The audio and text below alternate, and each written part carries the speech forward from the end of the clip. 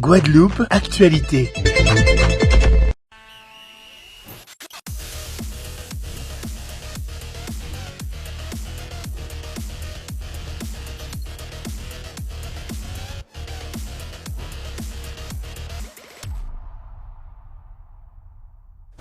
Salut à tous, bienvenue dans la feuille de match que je suis heureux de vous retrouver. Comme chaque jeudi soir, je suis du reste en bonne compagnie. Ce soir, tout de rose vêtu, le rose bonbon est arrivé. Monsieur Pascal Bon, bonsoir Pascal. Bonsoir Ronny, bonsoir à tous.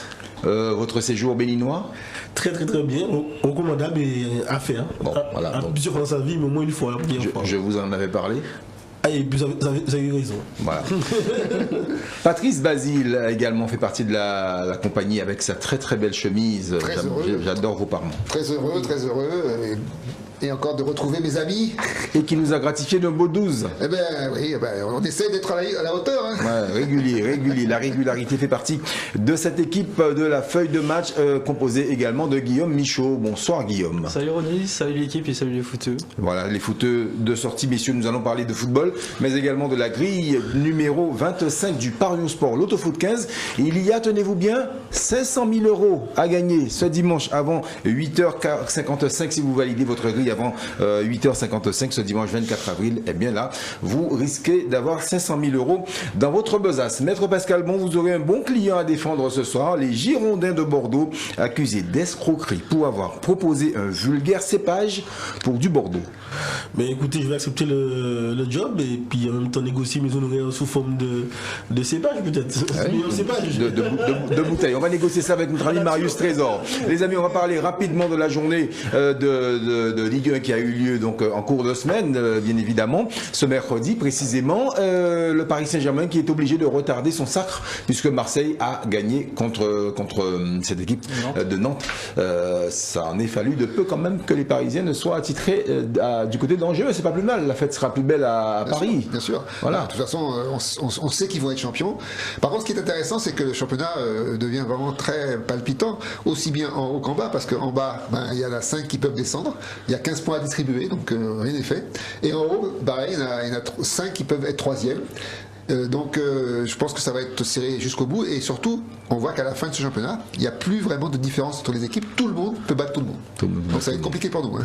Tout ça Marquez vous dire que le dauphin est désigné, oui, l'équipe de Marseille qui a fait le job et puis non, plus sérieusement on sent aussi qu'on aura peut-être à redire peut-être sur on est assez dur envers un petit peu l'entraîneur de Marseille, mais c'est vrai que d'ici 3 matchs peut-être qu'on reverra un petit peu plus dépassionné tout ce qu'il a pu réaliser en si peu de temps parce que lui aussi il vient d'arriver depuis quelques mois à Marseille et voilà, on sent quand même qu'il y a une patte, en tout cas il y a une patte Sampaoli quand même. Ouais, parce qu'il faut qu'il y ait une patte, mais malgré tout il reste critiqué parce que c'est pas grave sur le banc, c'est pas grave. Même, on pense au match contre Paris notamment où il n'y a pas vraiment de neuf en début de match, il a fait rentrer écoute, je pense que ce qui est important, c'est surtout, moi je trouve, le côté où il est lucide sur les compétences qu'il a. Exactement. Donc l'idée, c'est quand même de pouvoir avoir des résultats avec l'équipe qu'il a. Donc quand il voit qu'il tombe sur PSG, on sent bien qu'il a mis une équipe défensive. Il a mis une équipe hyper défensive, oui, d'accord. Le match était moche, c'était super moche. Même pour Paris, c'était moche. Les buts de Paris, c'était moche. Bon, à part peut-être le petit éclair de Neymar, c'était vraiment moche comme match. C'était pas Liverpool, c'est pas Liverpool, Manchester City. Donc on sent que c'est un mec comme un allé qui se fait faire avec son effectif. Et pas plus. Il s'enflamme pas. Guillaume non, mais la deuxième, après le gros suspense, c'est sur la 3e place, parce que la première et la deuxième sont plus ou moins attribuées. Donc, pour la 3e place, il reste Rennes, Nice, Strasbourg. Et 4e, Lyon aussi. Et Lens, Lyon, et aussi Monaco qui est revenu dans la course en battant Nice. Ouais, donc, ça fait beaucoup de gens. Il reste Strasbourg, Rennes, Monaco, Nice et Lens. Voilà, donc ça fait du suspense pour les 5 dernières journées. Pour en bas, bien sûr. Messieurs, merci. On va saluer l'arrivée de Bruno Michovigne qui est arrivé avec perte et fracas. Il a tout cassé. il s'est perdu dans Jarry et il est arrivé, il a salué tout le monde. Bon, il s'en fiche, les caméras. Bon, allez, on y va. Monsieur Bruno Hichobine, que l'on salue. Bonsoir Bruno. Bah oui, on est en direct, mon cher. On a forcément, voilà. Bah voilà. Ouais, voilà. C'est très bien, en tout cas, d'être avec nous. Alors, c'est parti pour la grille du Parion Sport. L'Autofoot 15 va s'afficher dans quelques instants sur votre écran. La voilà, elle va valoir très certainement beaucoup d'euros si vous la validez et si vous avez d'ailleurs les 14 bons pronostics, tout comme du reste. Patrice Basile l'a déjà fait ici même dans cette émission. Reims, Marseille, Lille, Strasbourg, Nice 3, Nantes, Bordeaux, Clermont, Angers, Metz, Brest, Lazio de Rome, AC Milan, Empoli, Naples, Bologne, Udinese, Genoa contre Cagliari. J'ai bien dit Bruno? Absolument. Voilà, Brighton contre Southampton, Chelsea, West Ham, Liverpool, Everton et FC Barcelone, Rayo Vallecano. Voilà donc la grille que nous allons, messieurs, devoir décortiquer et nous avons exactement 10 minutes pour décortiquer les 4 premiers matchs de cette grille. C'est parti pour le match numéro 1 entre Reims et Marseille. Marseille qui reste sur une série de 3 matchs sans défaite à Reims. Les Rémois n'ont plus gagné à domicile depuis le 2 février 2019. Moi je vois une victoire de part et d'autre parce que je pense que les Rémois sont capables d'aller chatouiller ces Marseillais. Victoire, regardez d'ailleurs l'historique des rencontres entre les deux formations. Vous me direz que ça date. Oui, ça date de la grande époque de Reims, mais quand même ce sont les Rémois qui mènent 31 victoires à 22 contre 19 victoires pour 19 matchs nuls entre les deux équipes en 72 confrontations. Pascal Bon. Mais quand il plaise aux grincheux, soyons sérieux, moi je ne vois pas Marseille ni faire match nul, ni perdre ce match-là. Ils vont arriver face à Reims, d'une part, décomplexés et détendus, avec un effectif, il faut le souligner, qui joue beaucoup mieux à l'extérieur qu'à domicile. Ça sont les stats qui le disent depuis le début de l'année. Et ce match-là vient avant le fameux match de Ligue Europa Conférence contre le Feyenoord. Donc, moi, à mon sens, ce match-là, il serait après Feyenoord, je vous dis, voilà, il y aura un coup de pompe et tout. Non, dimanche, et ce que j'ai aimé, moi je respecte l'entraîneur, Sampaoli dit voilà, on s'entend de gagner tout de suite déjà, messieurs, mettez-vous déjà dans l'esprit de Reims. Et lui, ici déjà, ce sera un match compliqué. Je ne dis pas que Marseille va gagner 6-0, je n'ai pas dit ça. Mais Sampaoli saura faire en sorte que ses joueurs puissent faire un match sérieux. De toute façon, à domicile, Reims va jouer, parce que depuis le début de l'année, tout le monde sait que Reims joue bien au football. Mais moi j'ai pas peur contre Marseille pour de confirmer les stats qu'ils ont à l'extérieur. Victoire de Marseille, net et clair. Patrice Basile qui trépigne d'impatience de contrer. On se croirait hier. Comme je viens de dire à l'instant, aujourd'hui, je pense que tout le monde peut battre tout le monde. Alors, en plus, Reims vient de le démontrer il y a 2 jours, puisqu'ils ont battu Lille, qui est quand même l'équipe qui est championne de France en titre. Et donc, et puis, à la limite, Reims, c'est presque comme Marseille, c'est à jamais les premiers d'avoir brillé en Europe. Hein. Donc, c'est une équipe de légende qui va rencontrer une autre équipe de légende. Dans un match que moi je vois très ouvert, au contraire, je vois très ouvert. Pourquoi? Parce que Reims aujourd'hui va jouer son match de gala contre Marseille et Marseille, bon, ils ont tellement. S'ils n'avaient pas perdu contre Paris, je crois qu'ils auraient battu le record du nombre de matchs invaincus. Mais ça ne veut rien dire, ça veut dire aussi qu'à un moment donné on peut avoir un coup de pompe. Et Reims aujourd'hui, il nous prouve qu'à chaque fois, soit il gagne, soit il perd. Mais... Donc ce match-là est extrêmement indécis. Donc moi, effectivement, je vais quand même suivre mon ami Pascal, je vais quand même mettre victoire de Marseille, mais je vais me machiner avec un petit nul, comme ça on ne sait jamais. Non, mais c'est vrai que Marseille est quand même assez impressionnant. Reims avec 40 points, en gros c'est fait, donc ils n'ont plus grand chose à espérer. Mais Marseille a un petit coup de cœur pour la Coupe d'Europe, je pense. Et je me dis peut-être qu'ils vont se réserver un peu pour le match de la semaine d'après. Donc j'ai tenté comme Patrice, le nul ou la victoire à l'extérieur de Marseille. Bruno. Alors moi je vois un peu comme toi une victoire de part et d'autre. C'est vrai que Reims ça sera un match de gala, ils aiment bien jouer l'OM surtout à domicile, et Marseille c'est vrai envie de montrer après la défaite contre le PSG qu'ils sont pas dauphins par hasard et qu'ils vont regoûter à cette Ligue des Champions. Et moi je vois plutôt, contrairement à Maître Bon, que ce match-là va servir justement de rester focus et concentré pour un match retour qui est pas encore, qui sera quand même âpre, donc victoire de part et d'autre. Lille-Strasbourg, c'est le match numéro 2, les amis. Lille, les Lillois qui sont sur une série en cours de 7 matchs sans défaite face à Strasbourg, mais Lille, bon, voilà, Lille alterne le moins bon et le quelconque. Les Alsaciens n'ont plus gagné dans les Hauts-de-France depuis le 27 octobre 2007. Mais ce Lille-là me fait peur, alors je lui accorde quand même la faveur de mon pronostic. En même temps, je mettrai un match nul pour contrer, on ne sait jamais, avec Strasbourg d'ailleurs. Mais moi je respecte carrément les stats et l'historique. Je pense que j'ai étonné tout le monde. Moi j'ai mis ma couverture complète sur ce match-là quand j'aurai la grille parce que de part et d'autre, on peut finir sur un pitoyable 0-0 ou 1-1, mais un truc. Parce qu'il n'y a pas beaucoup fait. Il y a plus d'enjeu pour Strasbourg, parce que je dis complexé. J'aime bien maintenant le nouveau slogan, le mantra de l'entraîneur de Strasbourg qui, bon, on n'a pas de pression, on est là, on vient. Non, les gars, ils ont des ambitions. S'ils peuvent chercher la deuxième place qualificative, ils vont aller la chercher. Et Lille, comme on est au courant alternatif, après ce qu'ils ont fait là, contre Lille, non, ils ont l'effectif, donc ils peuvent gagner aussi. Donc, ma couverture complète. Ça c'est un match difficile, c'est vrai, à pronostiquer. Alors Lille, pour l'instant ils sont en panne, c'est pas ce qui se passe, mais c'est une équipe qui devient un peu moribonde. Comme chaque fois où ils sont champions, après voilà, c'est mort. C'est le coup de, un coup de Trafalgar. Par contre Strasbourg, franchement, d'abord ils sont invaincus depuis je sais pas combien de temps. Et pendant un moment ils n'arrivaient pas à marquer, mais je pense qu'ils ont retrouvé un peu leur efficacité offensive. Donc je dirais qu'ils possèdent un petit avantage quand même sur ce match parce que là ils sont en train d'essayer de rester troisième, enfin d'aller chercher la troisième place. Ils sont, je crois, à égalité avec je ne sais plus quelle équipe, donc ils sont motivés au contraire. Donc moi effectivement sur ce match-là, je vais rester prudent. Donc je vais mettre victoire de Lille ou de Strasbourg. Mais attention, Strasbourg peut être la surprise de cette fin de championnat. C'est vrai. Ouais, c'est très, très difficile à pronostiquer. On a en plus des oppositions de style avec Strasbourg qui est une équipe largement plus offensive que Lille.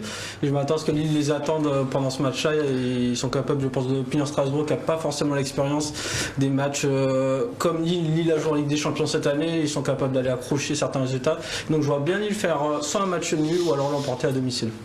Moi aussi, toujours un grand écart sur ce match-là. C'est vrai que Lille est décevant à chaque fois qu'ils sont champions. Ils vendent leurs meilleurs joueurs, ils ont du mal à rebondir, donc on le constate. Et Strasbourg qui est puissant, efficace devant, qui ferait un bon petit troisième, qui mériterait une petite place, parce qu'au début de saison, ils étaient très bons. Donc victoire de part et d'autre pour moi, le 1 et le 2. Sur ce match. Les amis, nous avons exactement 4 minutes pour les 2 derniers matchs de cette première partie. Le premier d'entre eux va opposer Nice à 3. Attention quand même, les rencontres entre ces deux formations sont souvent très très serrées. Le match aller a été remporté par les Troyens. L'historique, regardez, il propose quand même 7 victoires niçoises, 5 pour 3 et 7 matchs nuls. Donc c'est assez équilibré tout cela. Mais sur la dynamique actuelle et la fin de saison, je vois bien les Niçois gagner à domicile et surtout se remettre de la claque monégasque. Exactement, on voit bien que la claque c'est un coup du sort. On voit, c'était pas comme s'ils avaient pris des culottés. C'est une équipe sérieuse avec un effectif pléthorique qui n'est pas encore bien huilé. On le voit, ils ont des fois des coups de mou un peu compliqués parce qu'ils n'ont pas encore assez de liens entre les joueurs. Mais face à une modeste équipe de 3, c'est plutôt match nul. Bon, c'est vrai qu'ils ont, ils ont des fois des petits éclairs, mais moi je vois pas 3 empêcher Nice de continuer à titiller, à chercher cette troisième place qu'elle peut aussi glaner. On parle de Strasbourg, mais moi je vois Nice aussi mériter cette année aussi d'être 3e, 4e. Donc victoire de Nice, net et clair à domicile. Nice, pour l'instant, ça patine un peu. Malheureusement, je les vois descendre chaque journée. Ils étaient seconds, bon dauphin pendant un moment, et puis maintenant les voilà 4e. J'ai l'impression que pour les sauver, il faudra vraiment qu'ils gagnent cette Coupe de France, parce que là, en ce moment, ça va pas très bien. Et attention à 3, parce que 3, ils savent qu'ils sont encore dans la course pour s'en sortir. Ils sont motivés, ils ont failli battre, ils ont été battus par Clermont, mais de justesse. Et donc, ils vont tout donner sur ce match où Nice, véritablement, est-ce qu'ils seront motivés pour aller chercher, pour aller se défoncer sur ce match? Je sais pas. Donc, moi, j'aurais vu une victoire de Nice, mais un nul derrière, parce que franchement, rien n'est sûr non plus sur ce match, malgré la petite équipe de 3, mais qui en a battu d'autres. Moi je pense qu'une défaite ou un match nul de Nice serait catastrophique pour leurs ambitions, donc j'imagine même pas autre chose que Nice gagne à domicile avec l'avantage du public, donc je mettrais tout simplement le 1 là-dessus. Mais moi je pense la même chose, mais on peut voir, on est sur éclair, non? Donc, un éclair de nos amis troyens qui ont besoin de points, qui ne sont pas sauvés, donc je vois peut-être un match nul et une victoire de Nice, attention.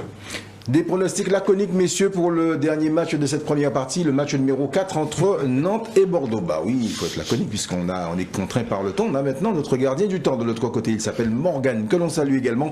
Les amis, c'est le derby de l'Atlantique, un derby qui va valoir son déplacement puisque Nantes, bon, ça va, mais Bordeaux, ça ne va pas. Les Bordelais sont plutôt en chien. Nantes est invaincu, il faut le dire, depuis 3 rencontres face à Bordeaux. La dernière victoire des Bordelais remonte à la Beaujoire, remonte au 26 janvier 2020. Mais pour le coup, je vois bien Bordeaux ne pas perdre ce match-là. Ben, je suis un petit peu dans le même état d'esprit que vous, Oni. Pour moi, c'est quasiment un match sans enjeu parce qu'il y en a un qui va descendre, ça c'est sûr. Non, mais tout est possible. Hein. Il y a encore des points à prendre. 15. C'est pas Nantes qui vont faire le match de leur vie et je vois pas Nantes non plus se livrer et se laisser prendre une casquette à domicile. C'est une équipe qui est sérieuse, qui sait jouer au ballon. Alors les deux équipes marquent, même si c'est vrai qu'on décrit un petit peu la défense bordelaise, moi je souligne depuis quelques mois qu'il y a quand même du bon dans l'attaque bordelaise. C'est pour ça que je suis sur une victoire à domicile de Nantes ou un match nul parce qu'en face à Bordeaux il y aura toujours ces deux joueurs qui sont arrivés à la recrue là, hivernale, qui plantent, les gars franchement ils ont du mental, ils marquent à chaque fois. 2-0 les gars, quand même, faut pas exagérer. Vous prenez 2 Saint-Étienne, il y a un truc qui va pas. Donc moi je vois une victoire à domicile de Nantes ou à la limite, parce que j'ai mes attaquants bordelais, un petit peu fétiche par rapport à eux, et j'espère qu'ils marqueront pour un match nul. Moi, je vois un match à demi-temps. Première mi-temps où Bordeaux va tout faire pour aller prendre le maximum je pense que Bordeaux va faire un bon match. Et Nantes, qui vient de perdre quand même difficilement contre Marseille, je pense qu'ils vont un petit peu accuser le coup. Et surtout, il y a un Bordeaux qui est super motivé. Donc, je vois un Bordeaux qui peut faire le match de sa vie, mais Nantes quand même a des arguments. Et Nantes a une super équipe. Et malheureusement, je crois que Bordeaux, comme toutes les équipes qui sont un petit peu dans la descente là, ils vont finir par retrouver leur défaut d'avant. Donc je pense que Nantes va gagner ce match, difficilement, mais il va gagner quand même. Moi je trouve que chaque semaine on cherche des excuses à Bordeaux et là, pour être honnête, j'y crois plus. Ce qu'ils ont fait à Lyon, c'était très décevant. Donc pour moi, victoire de Nantes, c'est clair pour moi. Chez un Patrice, il y a un problème dans la phrase Bordeaux faire le match de sa vie. C'est ça, on l'a attendu tellement de fois, il y a des moments où il fallait le faire, ils n'ont pas été présents. Je pense que là c'est cuit et comme c'est les Canaries, ça sera cuit pour eux. Donc victoire de Nantes assez facilement. Merci messieurs pour ces pronostics, ces conseils en tout cas, et puis bien évidemment des pronostics aussi. On va se retrouver dans quelques instants, je vais vous emmener faire un petit tour du côté des volcans d'Auvergne, c'est promis, à tout de suite.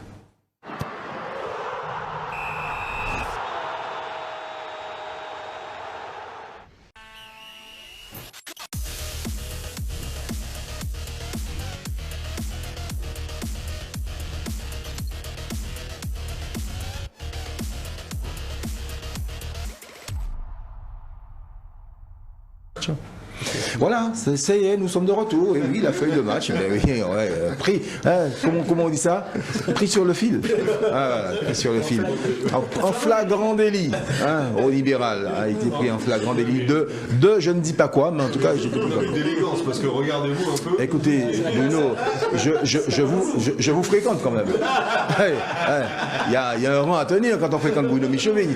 Alors les amis, on va repartir bien évidemment sur cette grille que nous étions en train de descendre tout à l'heure. Je rappelle qu'il s'agit de la grille numéro 25 du Parion Sport Loto Foot 15 avec Maître Pascal Bon, Patrice Basile, le retardataire Bruno Michovigne et puis Guillaume Michaud juste à sa gauche pour le coup, hein, il est assis à la gauche du père.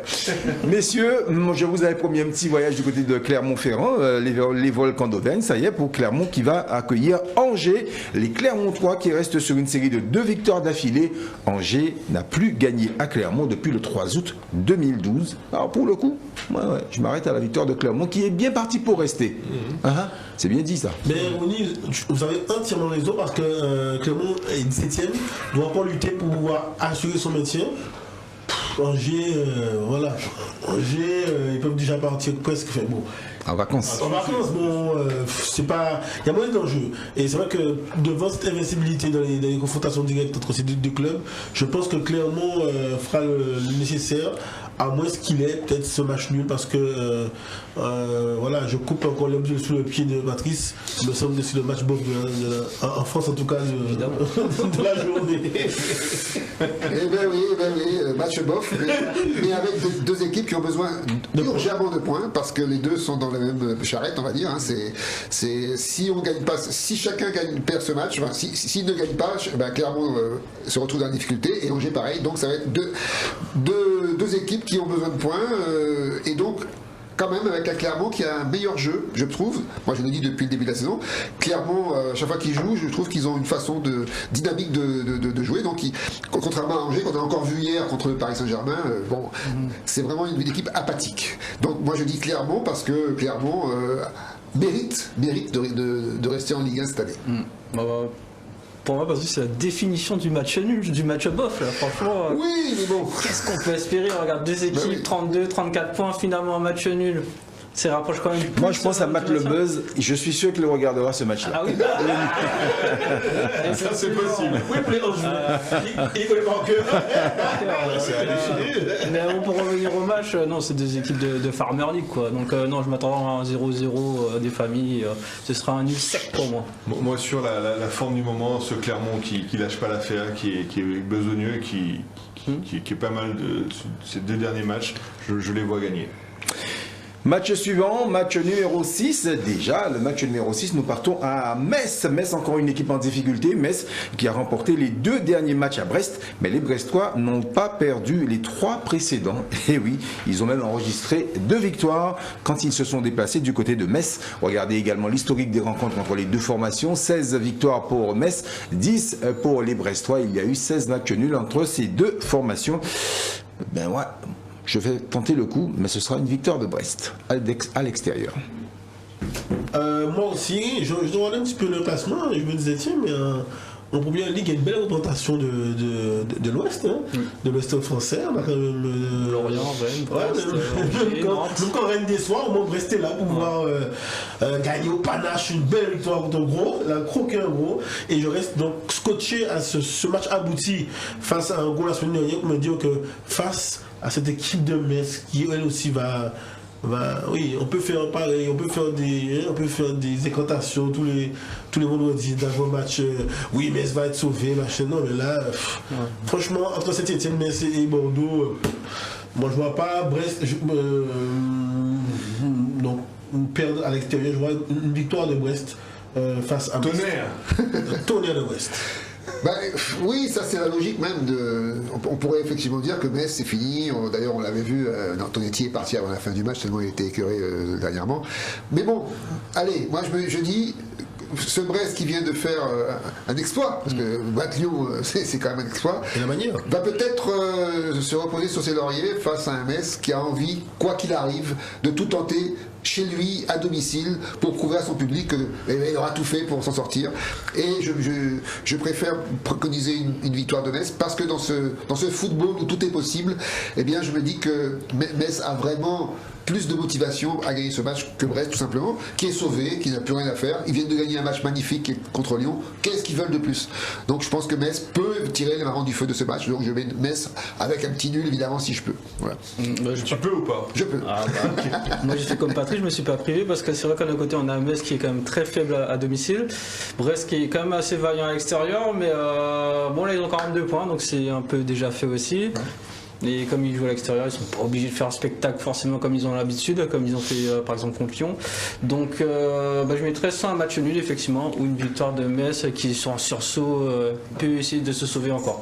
Moi aussi je pense que c'est le meilleur pronostic sur ce match-là, un nul pour les raisons que vous venez d'invoquer, et surtout une victoire de Metz parce que c'est le dernier train de Last Train.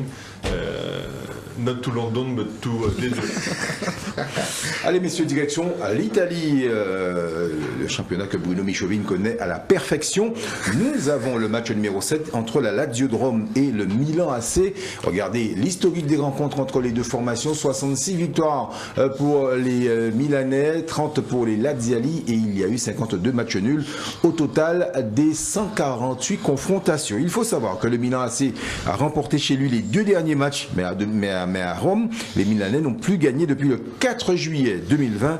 Les rossoneri qui connaîtront en plus déjà le résultat de l'Inter qui va jouer le samedi, mon cher Bruno. On va vous donner la parole en premier pour le coup. Ça fait plaisir, comme ça on fait tourner dans l'altro senso. Voilà, l'altro senso. Et du coup, non, c'est un match... j'ai hésité sur la couverture totale sur le match de Ligue 1 qui était intéressant, mais là, pour le coup, c'est un match où tout est possible, c'est un match qui est ouvert. Alors on a vu les statistiques, tout ça, mais c'est quand même un match contre presque les deux capitales de l'Italie, avec toujours ces raisons économiques et politico-économiques. Donc c'est un match qui est très ouvert, donc pour moi, couverture totale. Moi, ce sera ma surprise de la grille. J'en parlais la dernière fois avec Bruno, c'est que parmi les 4 premiers, je trouve que c'est Milan qui finalement a le jeu en ce moment qui marche le moins bien.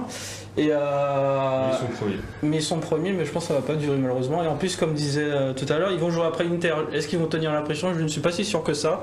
Et donc là, je vais tenter le coup match nul ou victoire à domicile de la Lazio.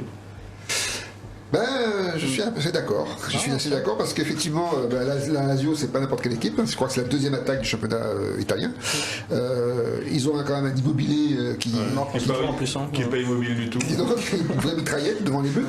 Et Milan, c'est vrai, ils ont une attaque qui tousse un peu, malgré les Giroud, malgré. Ça marche pas tellement, donc c'est vrai. Et puis Lazio, c'est quand même une équipe, encore une fois, à domicile, qui sait jouer, qui joue au football, qui est capable de tenir la dragée haute à Milan. Alors effectivement, moi, sur ce match-là, il y a souvent des matchs nuls parce que les deux équipes se neutralisent, mais Lazio peut sortir son épingle du jeu là-dessus. Et comme on a eu des surprises depuis le début du championnat et que les premiers deviennent deuxièmes etc. Donc moi, je dis oui, pourquoi pas une victoire de Lazio. Et puis si on peut, avec un match nul derrière, oui, tout à fait. Oui, très intéressant. Je vais permettre de faire la synthèse de tout ce qui a été dit avant moi. C'est bien de c'est bien. Non, mais vous avez pensé tout ce que je pense. Non, vous avez pensé tout ce que je pense. Premièrement, de dire effectivement, est-ce que Milan supporte la pression quand l'Inter, parce qu'on n'a pas dit, l'Inter en ce moment, ça chatouille bien. Avec un match en moins à jouer contre Bologne le 27 avril prochain. C'est contre Bologne. Ils sont pieds au plancher, c'est un TGV italien en ce moment, alors que Milan patine. Bon, il y a ça. Il y a aussi le fait que la Lazio, c'est une mauvaise défense. Donc moi, je peux pas. La couverture complète, je ne veux plus la mettre sous celle-là, même ça, j'ai pas mise parce que par rapport à la défense de la Lazzari, je me dis, Milan peut s'en sortir. Milan peut s'en sortir parce qu'ils sont vraiment des billes derrière. Heureusement qu'il y a Immobilier, même là encore, il y a égalisation 91e minute de Ciro Immobilier. Ciro. Donc pour moi, c'est un match, soit un match cadenassé, pas ouvert justement, cadenassé. Parce que tout le monde aura les chocottes de paire de machin, et donc un match nul pourri, avec des défenses qui vont essayer de pas trop se laisser. Ou bien une victoire au forceps du Milan, voilà, pour le panache. Mais attention, pour moi, l'Inter, c'est. Comme je suis d'accord avec lui, l'Inter va passer Milan ce week-end. Mais ce qu'a dit Ronny est important, le match de l'Inter, c'est le samedi, juste avant, ça à prendre en compte, chers amis, pareil. Bien évidemment. Match numéro 8, Empoli contre le Napoli de Bruno Michovi, qui aime bien. Ça, c'est une équipe que vous aimez bien, ça, mon cher Bruno, le Napoli. Napoli, on mange bien, on fait tout bien là-bas. J'ai senti quand même un emballement, et puis j'ai un peu de retenue subitement. Mais bon, on s'est compris, mon cher Bruno. Ça finit par lui. Ouais, ça finit par lui. En tout cas, Empoli, on sait se montrer coriace également. Empoli qui a remporté le match aller à Naples, s'il vous plaît. Et le dernier match à domicile, Naples n'a plus gagné là-bas depuis le 19 mars 2017. Mais je pense que les Napolitains sont en mesure de gagner ce match-là. Non seulement ils sont en mesure, mais ils ont drôlement envie. Je vous dis, c'est une équipe, c'est pas qu'une équipe, c'est toute une ville qui a besoin de ce scudetto et le stade on est dans la nostalgie. Le stade a été rebaptisé Diego Maradona. Depuis, ils ont vraiment soif et ils ont faim de ce titre. Et c'est le moment de le montrer devant un Empoli, certes, qui est à domicile, qui est une équipe difficile à manœuvrer, mais le Napoli a tellement de choses à montrer, à prouver qu'ils vont le faire. Donc pour moi, ça sera le 2 sec. Moi aussi, c'est mon match sûr de la grille. Alors même si effectivement Napoli a eu pas mal de mal face à Empoli dans l'historique, mais Napoli tourne bien et Napoli dans une position qu'elle adore, je pense, c'est d'être troisième, c'est en suceur de rond entre guillemets, juste derrière les premiers, et je vois bien assurer le coup sur ce match-là. Donc je mettrai le 2. Je suis d'accord avec mes camarades, hein. Je reste là, fidèle à leur pronostic, simplement en expliquant que effectivement Naples, déjà ils ont perdu 4 points en 4 matchs, donc ils ont besoin de se remettre en selle, contre une équipe d'Empoli qui vraiment, alors elle, est au 36e dessous, hein. Je crois qu'ils ont joué 16 rencontres, ils ont gagné, ils ont rien gagné, ils ont 8 nuls et 8 défaites, donc ça veut dire très clairement que si Naples veut prendre des points là, c'est le moment où jamais. Donc je pense qu'ils vont le faire, donc je suis comme vous, je vais mettre 2 secs, donc victoire de Napoli. Tout le monde a envie de ce scudetto napolitain, avoué. Bien sûr, bien sûr. Ça sera sympa, ouais, quand même. Ouais. Non, mais franchement. Non, En plus, s'ils jouent en bleu comme Marseille, c'est parfait. monsieur. Oui, l'équipe Napoli sera l'équipe 3 points pour Napoli pour ce match-là. Mais c'est encore un peu juste pour le Scudetto. Il faut, même si ça s'appelle Società Sportiva Calcio. On aimerait, mais c'est pas forcément c'est pas juste. Peut-être cette année, il y a une course qui est lancée entre l'Inter, parce qu'il y a encore quelques insuffisances au niveau de la défense du Napoli. C'est vrai qu'Immobilier fait le job comme l'autre, comme eux. Insigne fait le lapsus. Ce sont les deux attaquants qui font vraiment pour leur équipe qui peignent un peu derrière, mais ça n'est pas suffisant pour le campionato. Donc, mais par contre, victoire à l'extérieur de Napoli. Je mettrai quand même un petit bémol, parce que je me méfie de cette équipe d'Empoli qui a souvent joué de vilain tour aux grosses équipes. Donc attention quand même. Voilà. Après la pizza napolitaine, je vous propose de manger une bonne bolognaise. Tiens, on va partir à Bologne pour le match numéro 9 entre le Bologne qui accueille l'Udinese. Les 4 dernières rencontres se sont soldées par 4 matchs nuls et les 3 d'avant ont été remportés par l'Udinese, mais l'Udine n'a plus gagné à Bologne depuis le 30 septembre 2012. Mon cher Bruno. Alors, sachant qu'on vous avait parlé de spaghetti, bien sûr, mais ça n'existe pas en Italie, spaghetti bolognaise. C'est une invention française. On dit spaghetti al ragout à la viande. Donc, quand vous allez en Italie, ne demandez pas l'escalier bolognaise. Ils le savent parce que. Bien sûr, à force de faire en France, ils le savent. Ça n'existe pas. Et comme pour rebondir sur le foot, sur ce match-là, je vois bien un match un peu bof-bof italien. Ça arrive des matchs bof italiens. Oui, bien sûr. Donc, je presserai, chers amis. Qui faites des paris, un match nul, donc pari, ça veut dire nul en italien. Ok. Et l'escalope milanaise, c'est une invention aussi? Non, ou... c'est bon. Ça existe. Bon, sur le match. Les Dombré Calabres, c'est bon. Je sais pas. Non, plus sérieusement, Bologne a un gros plus par rapport au Udinese. Ce sera pour moi Arnautovic, qui le joueur autrichien qui avait brillé à l'Euro, avec un caractère très très fort. Et en ce moment, c'est lui qui mène l'équipe. Et Udinese est peut-être un peu en manque de leader depuis le départ de Paul l'année dernière, qui était vraiment le maître à jouer au milieu. Donc il est parti à l'Atlético Madrid. Donc je mettrais Bologne sur ce match-là. Le 1. C'est un match à 6 points, hein. Donc comme tous les matchs à 6 points, 13e contre 12e, tout est possible. Mais attention à Udinese, parce que à Udinese ça joue, ça marque. 3 victoires en 3 matchs, donc ça veut dire qu'ils sont en pleine forme en ce moment. Et moi je me fie beaucoup à ça, c'est la dynamique positive ou négative. Alors que Bologne, c'est un succès en 10 matchs, donc c'est quand même différent. Ils ont fait nul contre Milan, c'est vrai, mais bon, c'est parce que encore une fois, quand on joue contre Bologne, on est un petit peu moins motivé que d'habitude. Mais par contre, je pense que Udinese, c'est vrai que même, je crois qu'ils ont c'est presque un derby, Bologne-Milan. Oui. Beto est absent, c'est vrai, à Udinese, parce que c'est leur meilleur buteur, mais en même temps, je pense que c'est une équipe quand même qui peut gagner Bologne. Donc moi, j'ai préféré mettre une victoire de Udinese là-dessus. Okay. Mais messieurs, c'est là où j'ai mis une cabèche à ceux qui ont pondu cette grille. Je dis voilà, vous mettez une espèce de match piège au milieu de la grille. Oh, ouais. Voilà, ça fait des équipes qu'on a beaucoup étudiées ces jours-ci, et puis de ce coup. Sauf pas que le buzz qui connaît la compétition pour deux raisons objectives. Et là, je suis pas d'accord avec Patrice, que ces équipes n'ont pas d'enjeu. Elles sont toutes les deux maintenues. Et tranquille. C'est pas si peu. Les deux sont maintenues. Mais qu'elles perdent, elles sont là. Ils vont rien chercher là. Il n'y a rien à chercher, ni place européenne, ni descente. Donc, match compliqué, à pronostiquer, et bon, ben voilà, c'est le principe du jeu aussi, de prendre des risques.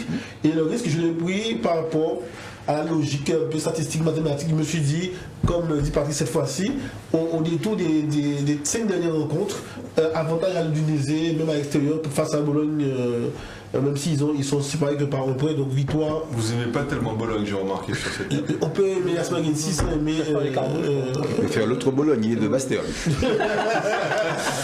Mais En plus, ils ont leur meilleur buteur, Arnautovic, qui est absent, donc tant pour moi. c'est compliqué. Ça va peut-être jouer dans ce match-là. Ouais. Ah, je savais pas. Ok. Merci messieurs, c'est parfait. Ben écoutez, moi je resterai au milieu. Je vois bien un match nul entre ces deux équipes. Alors promis, là tout à l'heure, on va faire un petit tour de chantier. Je vais vous expliquer pourquoi. On va voir si le pont a été finalement bien reconstruit. À tout à l'heure.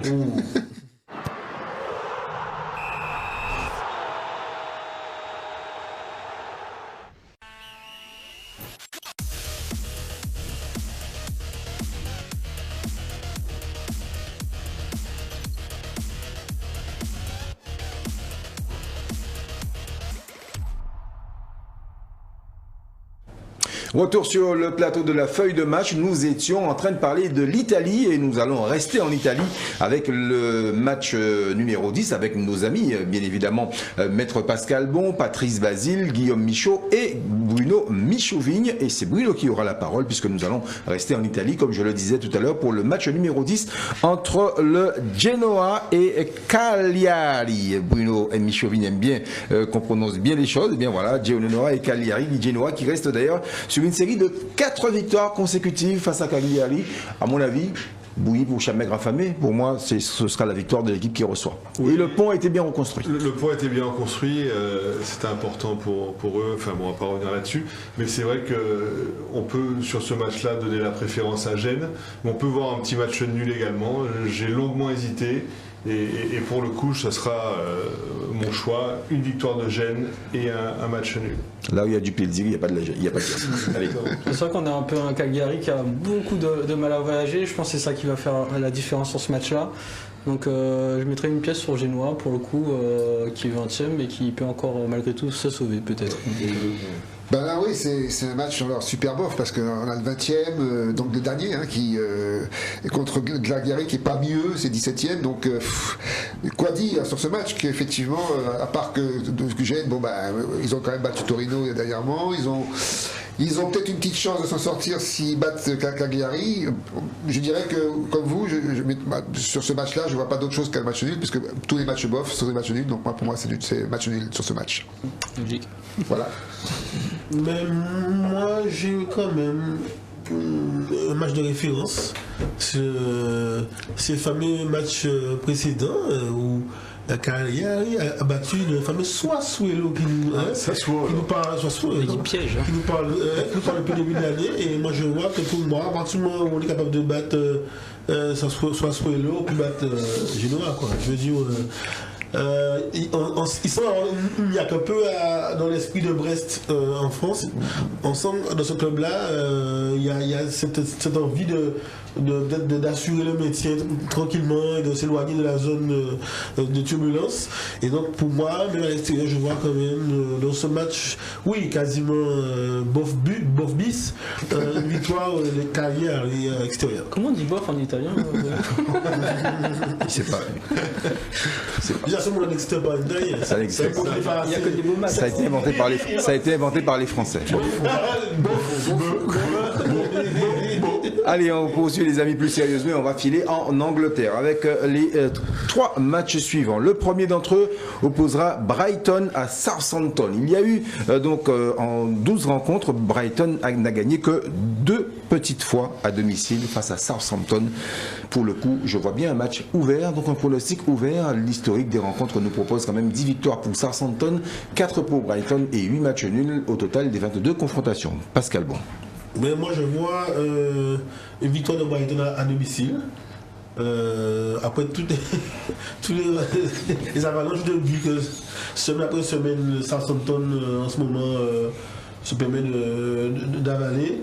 Et je vois aussi, je le dis maintenant, chaque fois que je cherche un match de référence, c'est comme une victoire de Brighton face au Tottenham qui était tonitruant il n'y a pas longtemps. Donc c'est une équipe sérieuse derrière et donc peut-être qu'au forceps et au détour d'une belle contre-attaque, on peut avoir une belle victoire de Brighton parce que c'est Southampton qui va essayer d'engranger des points, ils en ont besoin pour se rassurer. Mais à domicile, Brighton peut faire la différence. Dans ce championnat anglais, moi je pense que c'est la même chose qu'en France. Tout le monde peut battre tout le monde. Quand on a vu qu'Arsenal a battu Chelsea, que Chelsea a battu à chaque fois, Brighton a battu Tottenham, Arsenal, alors que Brighton, c'est une équipe quand même un petit peu qui est dans le ventre mou. Alors ils avaient bien commencé le championnat, c'est vrai, ils étaient bien partis, et puis après ils se sont un peu essoufflés. Ils ont une attaque quand même assez faible, jouant chez eux, on peut leur donner un petit avantage quand même, parce que c'est vrai que Southampton en a pris 3 contre City dernièrement, qu'ils ont une défense très très faible pour le coup. Hein. Donc c'est pas United qui gagne les 6, non? Comme ça. Peut-être. Southampton. Donc oui, petit avantage à Brighton. Donc je suivrai Pascal. Je dirais que Brighton, effectivement, sur ce match-là, a une préférence. Donc à ma préférence. Donc victoire de Brighton. Ouais, c'est vrai que Southampton, c'est une équipe que je suivais un petit peu avant, il y a quelques années, mais ils ont eu quand même des départs assez importants. Je pense à leur attaquant Danny Ings. Et Brighton, c'est un peu devenu l'équipe où pas les plus gros, pas Liverpool, pas Manchester City, mais les United, les Everton, quand ils vont là-bas, ils ont un peu peur quand même. Donc moi, je mettrai un gros avantage sur Brighton, qui aura la chance de recevoir. Une ville qui est magnifique, j'ai eu l'occasion de visiter près de la plage, c'est l'endroit le plus chaud d'Angleterre. Je confirme. Avec un super pied. Brighton Pier, exactement. Oh là là, c'est magnifique. Donc une magnifique ville pour s'amuser, je pense qu'ils vont s'amuser comme ça au centre. Et vous pouvez aussi tout ce qui est handcraft, tout ce qui est fait maison. Exactement. Ah ouais, magnifique. Avec les galets. Exactement. Moi, ce sera une victoire de votre super ville de Brighton, avec un super public aussi, très chaud. Hein, l'alcool coule à flot du côté de Brighton. Et pas du Bologne. On est plutôt du domaine de la bière, mais non, plus sérieusement, je donne l'avantage à l'équipe qui reçoit Brighton. Que dire du match suivant, match numéro 12 entre Chelsea et West Ham. C'est un derby, mon cher Bruno, c'est un derby de Londres, l'un des derbys de Londres. Battu 3-2 à l'aller, Chelsea voudra prendre sa revanche face aux Hammers. Moi, je vois bien un match nul ou encore une victoire de Chelsea. Mais en tout cas, West Ham ne l'emportera pas. 42 victoires pour Chelsea, 34 pour West Ham et 21 matchs nuls au total des 97 confrontations. Pascal Bon. Mais moi, je reste sur le match de référence. La claque qu'a reçu Chelsea face à Arsenal. Chelsea a besoin de points pour pouvoir essayer de titiller les deux super Aston Martin qui sont devant. Mais on sent les limites maintenant du Chelsea de Tourelle. L'effet de Tourelle est fini? Non, la limite de l'équipe, pas lui. Lui, il fait un super boulot. Il fait ce qu'il peut. Mais défensivement, c'est lamentable. Lamentable. La Arsenal là, c'était lamentable. Le gars, il passe, il va les balles 2-3 minutes. Franchement, le gars fait mauvais contrôle, il s'est retrouvé tout seul. C'est lamentable pour une équipe qui veut jouer ce rôle-là, je veux dire. Bon, en face, il y a Bowen, il y a Rice. C'est costaud. Sur coup franc, sur popularité, mais aussi dans le jeu, il y a du jeu à West Ham. Mieux planté panier en Ligue Europa. Donc pour moi, c'est soit une victoire à l'extérieur de West Ham, au panache, comme le. C'était beau, je dis pas, parce que les buts de Chelsea étaient pas mal magnifiques contre Arsenal, mais je vois pas match tenu sous ce match-là. C'est un match qui va être ouvert parce que West Ham joue décomplexé. On sent qu'ils jouent décomplexés, ils sont qualifiés, ils ont la résultat, ils ont la confiance. Et Chelsea, ils sont pour les deux. Ils savent qu'ils jouent au ballon. Tourelle en donne un peu, mais on sent aussi que c'est un peu fouillable derrière. Je sais pas ce qui s'est passé Mendy, qu'est-ce qui s'est passé après la canne. Je crois qu'on l'a marabouté là. Il faut qu'il retourne là-bas et qu'il lève le son, c'est pas possible. Sa défense est lui-même qui est hésitant, mais c'est calamiteux. Oui, de toute façon, ce match-là, c'est bien clair que pour le pronostiquer, il faut être un peu devin, et c'est pour ça d'ailleurs que moi j'ai prévu de mettre ma couverture totale là-dessus. Mais si on analyse bien la chose, on se rend compte que déjà Chelsea nous avait surpris parce qu'après son élimination en Champions League, ils étaient bien revenus, ils avaient battu Crystal Palace en Cup. Mais le match contre Arsenal a prouvé qu'ils avaient peut-être une petite fatigue latente. Et West Ham, je crois, ne l'a pas joué, donc ils seront plus frais déjà. Et West Ham, c'est une équipe qui est dure à jouer, quoi, très très dure à jouer. Et quand on joue Chelsea, on joue un match de gala, quoi. Donc, même s'ils n'ont remporté qu'un seul match sur 4, je crois, dernièrement, mais West Ham reste West Ham. Donc moi, je sais pas, j'ai mis ma couverture totale. Et ceux qui ne peuvent pas le faire, je préconise peut-être de miser sur West Ham, parce que sur ce match-là, West Ham a beaucoup à aller chercher, et peut-être que Chelsea a peut-être des limites. On sait que, par exemple, N'Golo Kanté n'est plus le N'Golo Kanté qu'on connaissait, etc. Donc voilà, moi je dirais, pour ceux qui peuvent, couverture totale, sinon West Ham gagnant, peut-être. Ouais, je trouve que le match qu'on a eu entre Chelsea et Arsenal, c'était quand même une opposition de style. Ouais. Là, on va avoir quand même deux équipes qui ont pas mal de points communs, deux équipes très fortes sur coup de pied arrêté, qui ont une bonne structure défensive et voilà, qui cassent vraiment les passes adverses. Donc, dans ce style-là, je trouve que Chelsea, malgré tout, a plus d'atouts en termes d'effectifs que West Ham. Et West Ham se déplace vraiment très mal en Angleterre. C'est pour toutes ces raisons que je mettrais Chelsea gagnant, sûrement sur un coup de pied arrêté. D'ailleurs, un petit 1-0, on fait le taf. Même s'ils n'ont plus grand chose à aspirer malheureusement. Ben, le synthé qu'on a à Chelsea n'a pas eu le temps d'avoir le blues, tout est dit là-dedans. Je vois mal Chelsea encore perdre. Chelsea, tu l'as dit fort intelligemment, a besoin de points. Non, c'est Maître Bon qui l'a dit, mais vous êtes tous les deux intelligents, il n'y a pas de souci. Mais c'est Maître Bon qui l'a dit, qui a parlé de deux Aston Martin devant, et que Chelsea a besoin d'être à nouveau en Champions League, parce que c'est clair que quand tu passes de vainqueur de la Champions League et éliminé comme ça, et il y a quand même un gros égo et tu l'as dit fort justement, il y a un bel effectif à Chelsea, donc pour moi ils vont gagner ce match là, ils veulent montrer qu'ils peuvent finir cette saison fort et costaud. Le dernier match anglais de cette grille va opposer Liverpool à Everton. C'est un derby, c'est le derby de la Mersey. Everton qui a gagné la dernière fois qu'il s'est rendu à Liverpool, mais dans la course au titre, les Reds, à mon avis, ne vont absolument rien lâcher. Ils les ont déjà remportés 58 des 133 confrontations contre 50 matchs nuls et 25 victoires pour Everton. Victoire des Reds, Mr. Pascal Bon? Mr. Brown. Exactement. Mr. Brown. Ah oui, une belle victoire pour moi parce que voilà, on a abandonné la Ligue 1. Bon, en Espagne c'est moyen. En Allemagne aussi, il n'y a que l'Italie et l'Angleterre qui vont nous tenir en haleine jusqu'à la fin parce que c'est extraordinaire ces oppositions vers le haut de tableau. Et là, je pense pas que Liverpool va lâcher le morceau. J'ai eu plaisir à défendre ici Jürgen Klopp et il me fait plaisir parce que franchement, il donne. Je sais pas, lui aussi, en tout cas, il a donné un produit en sortant de la canne parce que je ne sais pas si vous voyez l'enchaînement et la passe de Salah pour Salah, c'est un truc, les yeux fermés, c'est extraordinaire. Défensivement, ça fait mal pour les défenseurs parce qu'ils jouent bien, mais c'est imparable.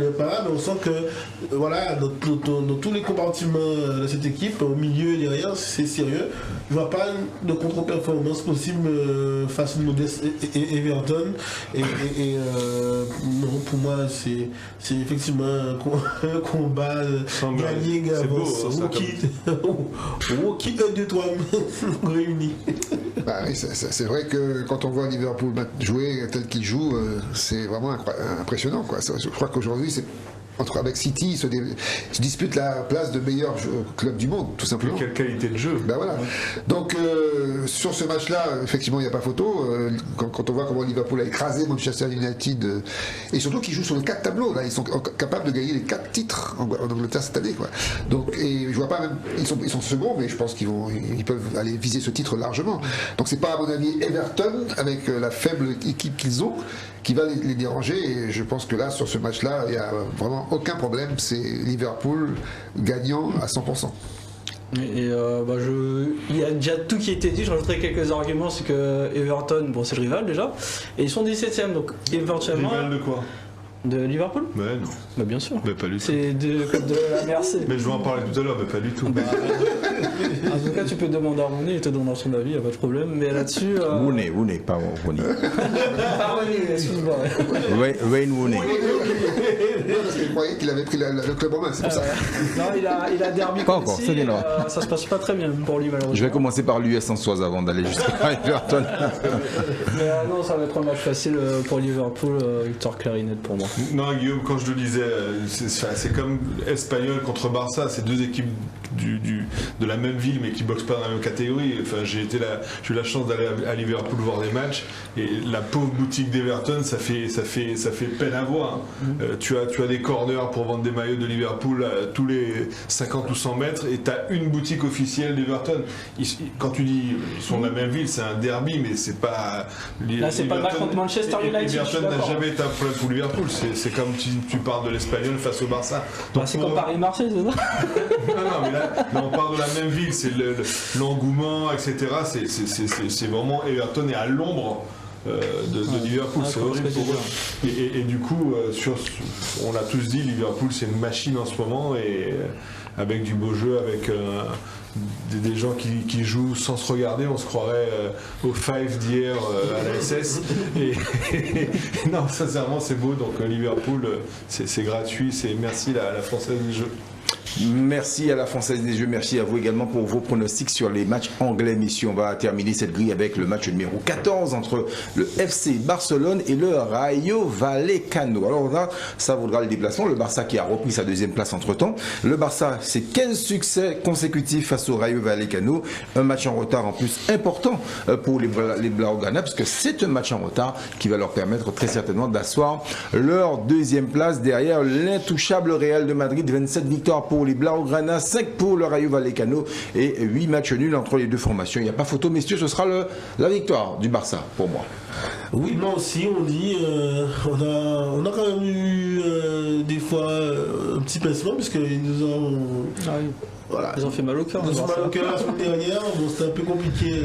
On s'attendait à une victoire et puis bon, c'était un peu compliqué. On sent bien que il y a cette petite marche à gravir. On a loué, on va dire, les packs vertigineux de l'arrivée de Xavi et puis et puis des joueurs qui se sont mis aussi à jouer. Et Pedri, mais surtout Dembélé. Dembélé. Regarde, passion magique maintenant, il s'amuse. On dirait qu'il a une main à la place du pied. C'est clair, c'est extraordinaire. Donc le Rayo, ils savent jouer au ballon, même s'ils sont 14e, ils savent jouer au ballon. Ils savent aussi, comme dit Patrice, des fois jouer le match de leur vie face au gros et jouer avec plus de panache. Donc ils savent leur niveau de jeu. Pour autant, je vois quand même une victoire du Barça qui permettrait de vraiment asseoir, de lâcher un peu Séville et je crois que c'est Betis qui est derrière. Non, pas Betis, c'est Séville. FC le troisième. Atlético, voilà. Qui puisse un peu se détacher. En tout cas, c'est un match à grosse cote, hein, parce que c'est vrai que si on veut gagner la cagnotte, il faut savoir trouver les surprises. Alors c'est vrai que Barcelone, on n'arrête pas de louer la qualité de leur jeu retrouvé depuis quelques temps.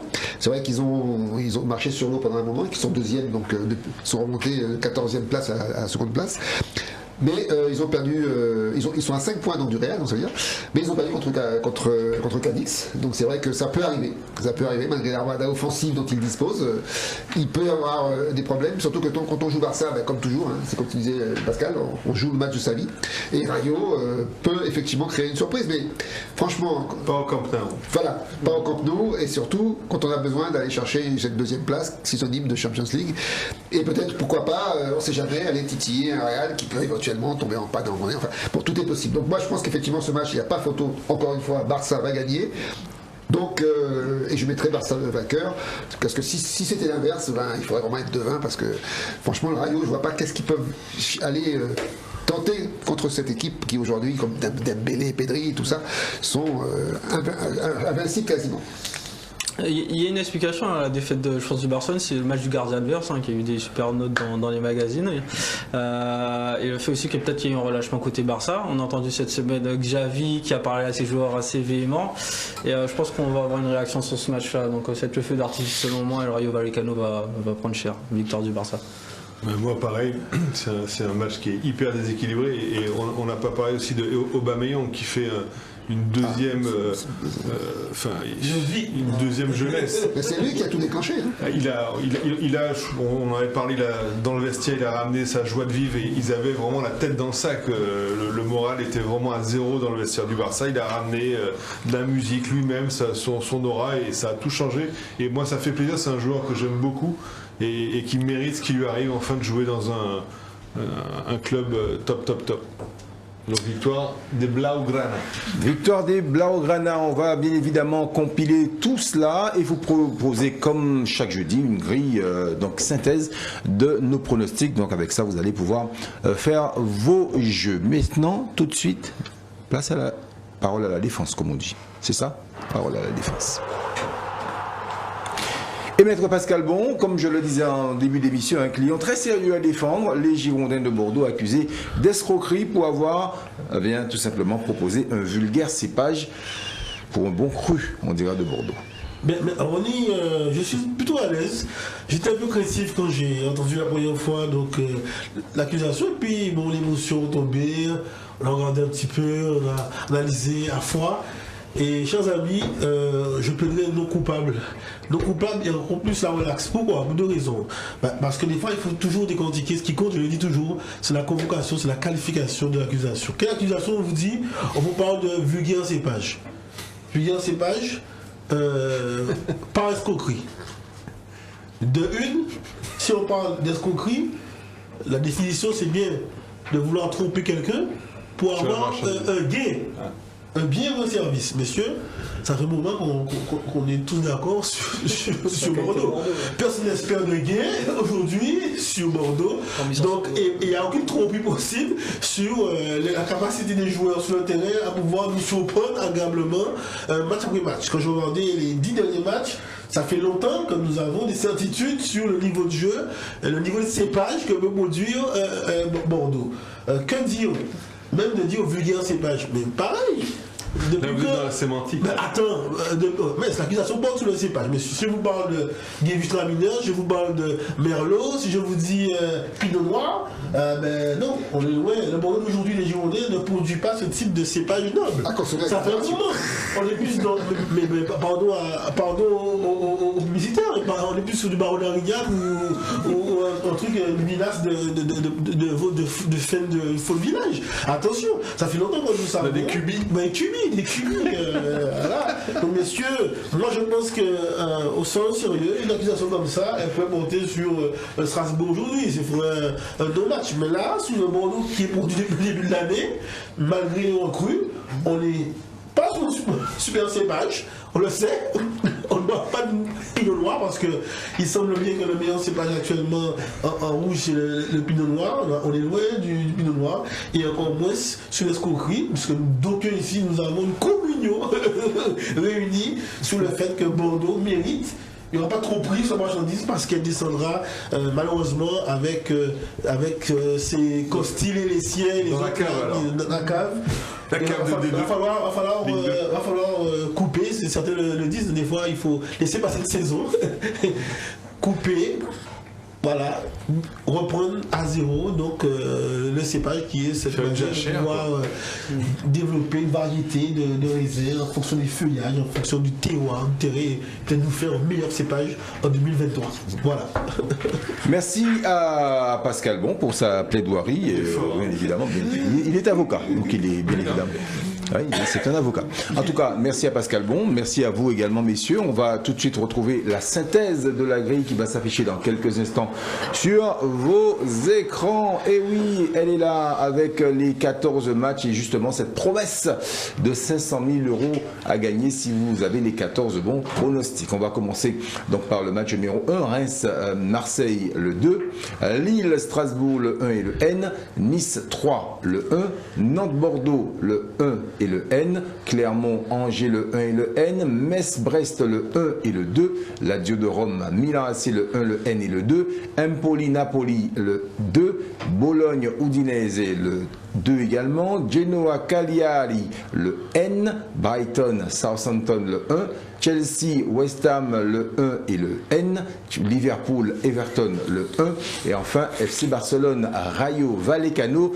Nous vous proposons le 1 pour cette grille. Voilà, c'est fait, on l'a fait les amis. On se retrouve jeudi prochain, même heure, même antenne, même canal, même tout ça zorvelé, mais en tout cas on sera là au rendez-vous sur Éclair TV pour une prochaine grille. Merci à Pascal Bon, merci à notre ami Patrice Basile, merci à Guillaume Michaud et merci à Bruno Michaud-Vigne, les Swayman. Mais on joue encore comprendre que était jeune, mais même si on se fait toute vie à Zop Zopé, jeune, il 20 ans. On t'a pas vu, hein. Mais je ne viens pas, monsieur, pourquoi faire? Pour me claquer, j'ai vu Marc Laviolette aller faire un swing avec vous, aujourd'hui il a 2 béquilles. Donc je ne veux pas jouer avec vous, je vais faire mon swing avec mon fils, voilà, comme ça, tranquillement. On a vu un ancien se débrouiller pas mal, hein, Quel ancien? Un certain Zorobabel. Oui, Zorobabel est un compétiteur, messieurs, c'est pas un ancien, c'est un compétiteur. D'accord, je pense, voilà, donc voilà. Dans le style, hein. Merci les amis, on se retrouve donc jeudi prochain et bien évidemment, n'oubliez pas de télécharger l'application Feuille de match match sur toutes les plateformes Android. Et vous avez en plus le bouquin de Marius Trésor à gagner. N'oubliez pas, il va falloir jouer. Bonne soirée à tous.